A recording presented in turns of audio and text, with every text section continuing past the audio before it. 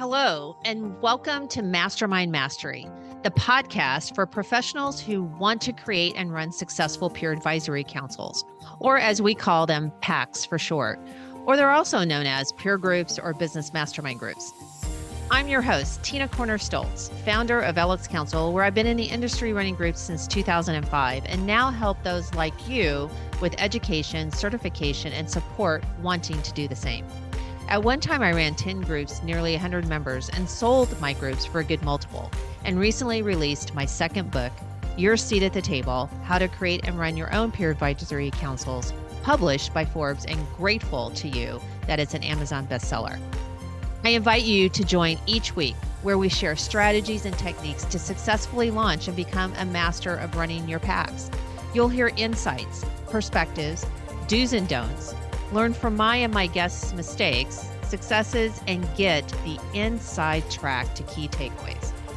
Each time we have a guest, we'll be having a bit of fun. So are you ready? Let's get going and dive into today's episode. So hello, everyone, to another episode of Mastermind Mastery. I'm your host, Tina Corner Stolz. We have an outstanding guest today and a really, I believe, important topic that you'll learn about in regards to exit planning. But I want to welcome Mr. John Dini to today's episode. Welcome, John. Thank you, Tina. Thank you for inviting me. Yeah, well, of course, long time overdue, that's for sure. And John's in San Antonio. John and I met because we were fellow alternative board franchisees at the time, and we have many stories that we could tell about that. And, through all of that, we better not. As I said, we'd be doing a lot of editing again on this episode. So John, I'm going to start out because I'm going to list for you all listeners out there a little bit of John's background. I think it's extremely relevant to today's topic, but also so that you know all of his accomplishments and especially not only running groups, because we're going to share a little bit about that and roll into those learnings into how he ended up doing what he's doing today, a lot around exit planning. So aside from being probably definitely one of the most, if not the most successful TAP franchisee, he also, then parlayed that into his passion around exit planning, where he's an author of many books. So, everything from, the Exit Planning Coach Handbook to Your Exit Map, Navigating the Boomer's Bust, to 11 Things You Need to Know About Selling Your Business, and Hunting in a Farmer's World. That's the Celebrating the Mind of an Entrepreneur. Did I miss one? Did I get them all? That's all of them.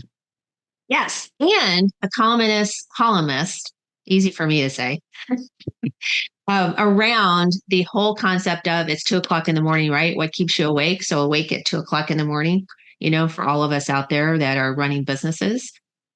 Also, multiple certifications. So here we go. CBEC, CBEC. So that's Certified Business Exit, Consultant. Mm-hmm. And there's CEPA, so Certified Exit Planning Advisor, and CEXP, so Certified Exit Planner. Did you get anything new since the last time I saw all that by your name? No, the CBEC is the newest. Okay. And there's a couple others in behavioral profiling and stuff, one from TTI, as you know TTI well. Yes. And a couple of others that, I really don't need. I have a very short name, so I've got to beef it up with some more letters after it. It's 4 letters first name, 4 letters second name. Everybody wants more. They're like, is that it? So, but after a while, it gets ridiculous. Yeah. Well, you have them, so you look very official and professional. And of course, last and not least, you're the founder of your current business, which is the Exit Map, right? Right. And that's where we're going to get into all these tools and things you have up your sleeve to help those who want to help owners with exit planning. So let's start out first. Funny story, as I understand. How did you even get in? So we need some humor on this podcast. So here we go. So how did you get into the peer group business? Let's start there. I was sitting in an airplane in LaGuardia. At the time, I was commuting back and forth from San Antonio to Manhattan, where I had an office and a full-time staff, and we were building physician networks around the New York metro area. And I would fly in almost every Monday morning, and then fly out Friday night to go back to San Antonio. And it was winter, and it was LaGuardia, which means it was like the third time the plane got de-iced before we could take off.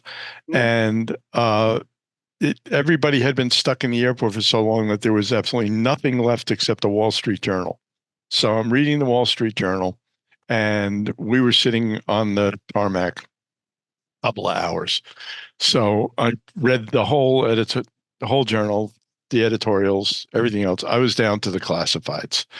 And so I'm reading the classifieds, and I see this little teeny 1-inch ad that says "Executive Dream Franchise," and Ooh, with an 800 number. And I was really, really sick and tired of what I was doing for obvious reasons.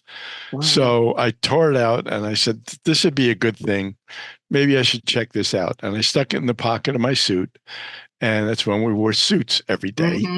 Mm-hmm. And the suit was on the weekly rotation. So went home and went on the hanger and was promptly forgotten for the next 3 or 4 weeks till I got those 2 suits down to wear for the week again.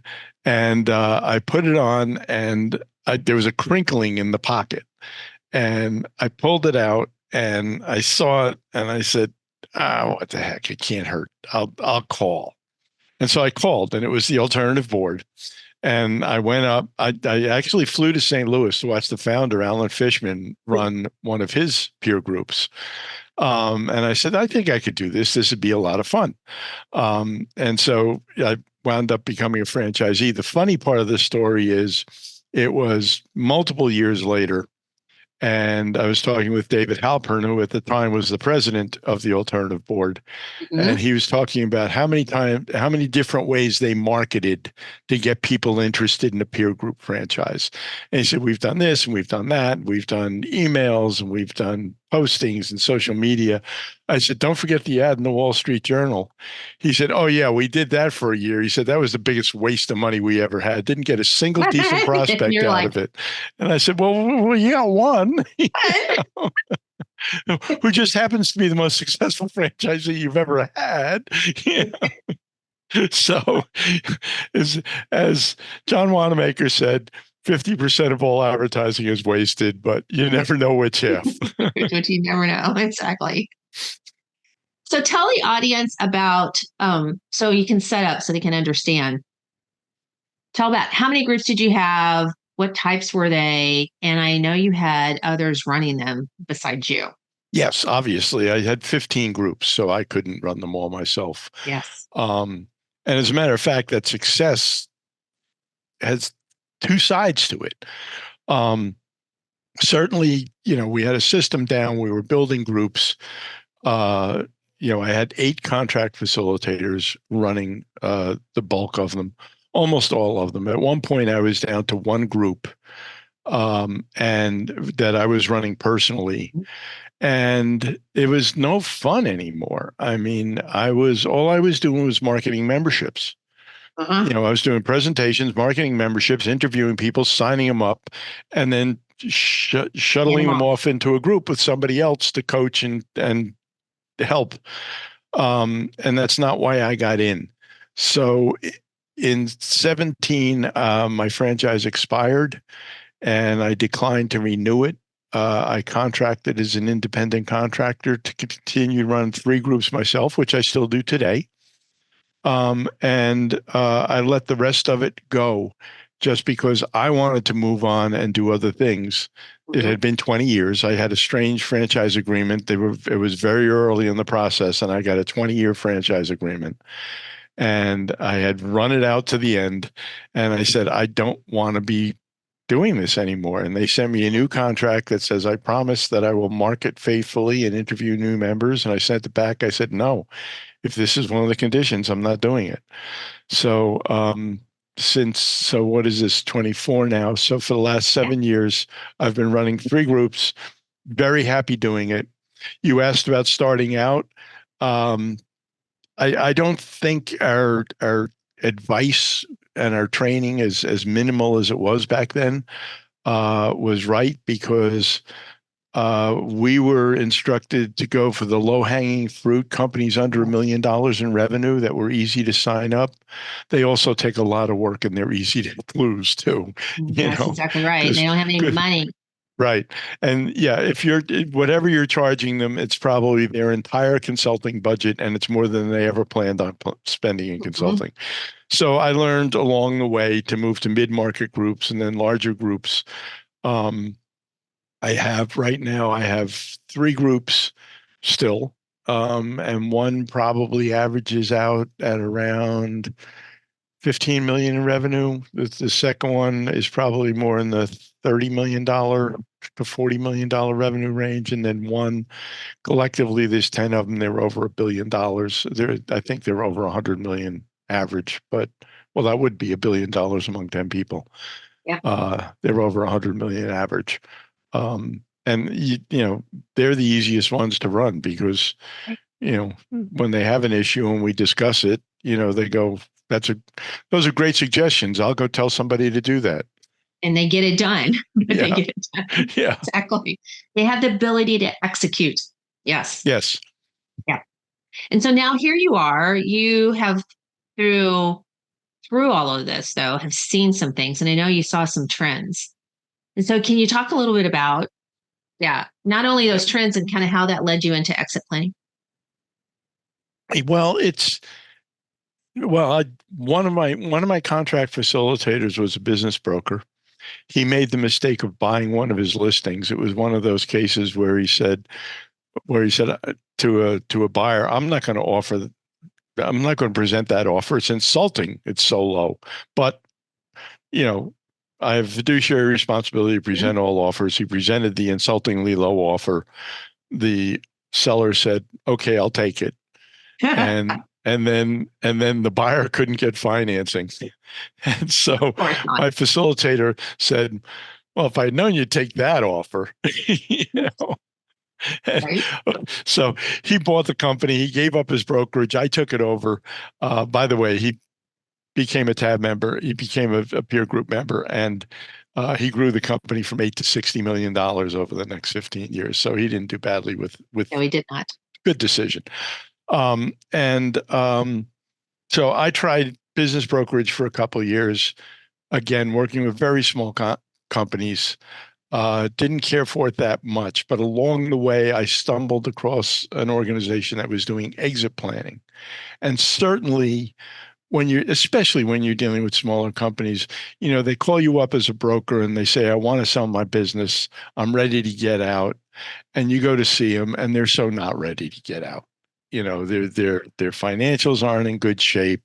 They haven't been tracking the things they need to track. They don't have a management team built, all the things that make your company have any value whatsoever. Mm-hmm. They've got no differentiation. They don't know how they go to market. I used to kid all the time interviewing members, and I would say, well, how do you get business? What was the question you remember from the form we used to use for interviewing? Why do people do business with you? And the answer is the same every time, right? Well, we know what we're doing. We're really good at doing it. And, we're not cheap. I mean, we're not the most expensive in the market, but we're not the cheapest. And if we do something wrong, we stand behind our work and we make it right. Mm-hmm. And I would respond, that's really impressive. And it completely differentiates you from all the people that advertise. They're clueless. They rip off the client and they leave them high and dry. How many of your competitors advertise that? Actually do that. Yeah. So it's the same thing with exiting. I'm ready to exit. Can you sell my business in 30 days? No. As a matter of fact, I don't know if I can sell your business at all. It's a mess. It's a job. The wake-up call. You're working 60 hours a week. You've never trained anybody properly. So all those things become part of what you're really trying to emphasize in the peer group environment. And so when I came across exit planning and a way to formalize that, I gave up the business brokerage immediately and just started focusing on that. And being the person I am, I developed a bunch of tools so that I could do the process the same way every time. When I started this 11 or 12 years ago, 60 or 65% of all the businesses in the US with 5 or more employees, real live businesses, not, REITs or partnerships or something, were owned by people 48 or 47 years old or older. Today, 51% are owned by people 59 or older. It's still a boomer dominated market. Yes, it will be for a little bit. And if you look at the studies, it's abysmal how many of them have a written plan. It's in the high teens. And these people that are 60 or 65 or 70. So it really is a place that needs a lot of help. And the sale part of it is difficult. I'm not going to make any bones about it. It's like selling life insurance, or selling funeral pre-planning. Yep, you're right. I need to do that. I should do that. I'm going to do that. I'll get around to doing that later. Yeah. Yes. And then they call you and they want it 30 days. Yeah. And so, 2 things I'm hearing you talk about. And one of the things I do know that you're passionate about, which is also a lot of times you find, so you've got your members in the group too, and they're, part of where this intersection lies is not letting your members not have a plan. Right. And because you've also noticed something else, which is there's the part about getting ready, the business ready, but what about the person being ready? Yeah, it's a two-pronged attack. I mean, for instance, a lot of my business is management buyouts. A lot of businesses are transitioning internally now. I mean, the whole intermediary community, the business brokers and investment bankers and private equity collectively account for about 14 or 15,000 transactions a year. There are almost 150,000 baby boomers hitting 65 every year that are business owners. So, business owners are like 80% have to figure out their own way out. The idea of I'll just put it up for sale and somebody will buy it just doesn't happen. So if we're doing a management succession, for instance, and this is true for a third party, this is true for any kind of sale, there's two courses of action. The first is the owner, and I'll come back to their life after in a bit.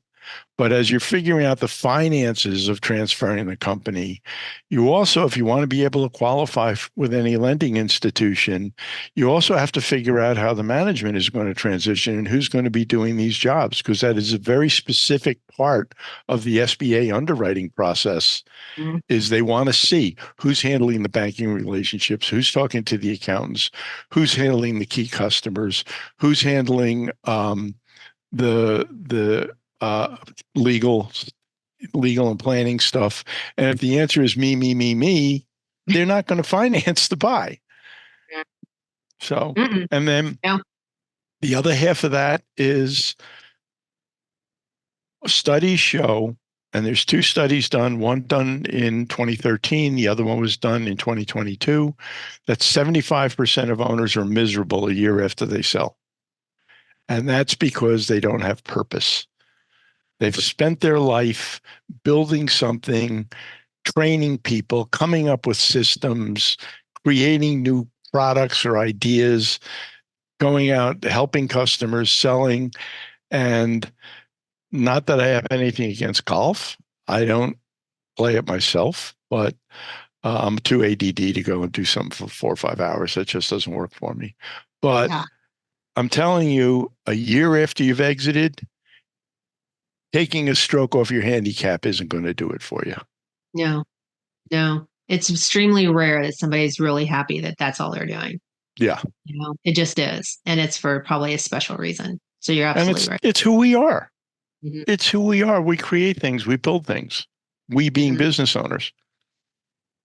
So how have you in your groups helped the members get their head around this and make some steps towards it, both in the business and then also personally figuring that out so that they Well, don't wake up one day and go, I'm, 'cause, you know, side note, suddenly a lot of times they think, oh, tell me if this is accurate. I got 5 more years or whatever. But then one day mhm. they wake up and go, oh, no, no, no, no, now I'm done. And that was only like a year. Yeah. No, and talking to them about it on a regular basis kind of puts them on that slippery slope. They're thinking about the end game, Mhm. and sometimes it doesn't have to be now. I mean, I just presented to a group of employees last week a 10-year plan, and the owner wants to keep these people on, and he wants to retire in 10 years, and he wants them all to still be there, and he wants them all to be totally dedicated to building the company. So that's one. I did a family um, I started a family transition with another member 5 years ago, and we set an income goal for the owner, and over that, his son and his daughter, who both work in the business, would receive, excuse me, profit sharing of any amount over that. Well, Mm. turned out he made a COVID related product, which he didn't even know was a COVID related product when we did this plan, right? Both his kids are now living in beautiful homes that are 100% paid for. Their kids' college education is totally paid for, you know, and they're running the company, and COVID's over. It's dropped back off. But in the meantime, having that plan, he didn't have to decide what to gift the kids, what to give them, should they have anything. They had an automatic. As the company started making a lot more money, it flowed out to them. And thankfully, they were both very responsible about it and worked their tails off for it. So Yes. a lot of a lot of this planning is just stuff you should do with your company anyway. It's just we're putting a date and a deadline on it. When do you want to have this done? Hmm. I think that's key. I think you just said something that's really key. You have to have a deadline on it, Yeah. and a date for some accountability. Right. Well, as we start to kind of, wrap up, is there anything else that comes to mind that you would want to share with the audience in regards to, if they're out there running groups and they have, these CEOs in them and, what would you, maybe advice to give them in regards to helping their members with the whole exit planning kind of conversation and in a Well, group setting, right? Where they all help each other. it's certainly it's a topic for a peer group, just to go around and see who has planned, who's thinking of what. How, you can start with a very simple question: how much longer do you plan on working? And most of them will say, well, I don't know, I'll think about that in 5 years. No, no, no, stop. And that's our job as coaches, right? Not to let them slough it off, Right. say, no, no, wait a minute, stop. How much longer do you want? Is it 15 years? Is it 20? Oh, no, I'm not going to work another 20 years. Not at this, okay, let's back up then. Is it 15? Is it 10? And just starting that conversation um, leads to, and the next conversation is, well, what happens then? If you're not going to be here in 10 years, what's going to happen? Are you going to have made enough money just to step back and lock the door on your last day and turn out the lights? Mm-hmm. Or are you going to need money from the value of this business? And they're very general questions. But what I tell people all the time, and I don't want to run over with you, but if you go out to Sand Hill Road in Silicon Valley, to Anderson Horowitz or any of the other big VC guys, and you give them a plan, one of their questions is, what is your exit strategy? Mhm. And they don't ask that because they want to get rid of the owner. Usually they want to put handcuffs on the owner and keep him forever. But they want to see that you've thought through, is this scalable? How are we going to monetize it?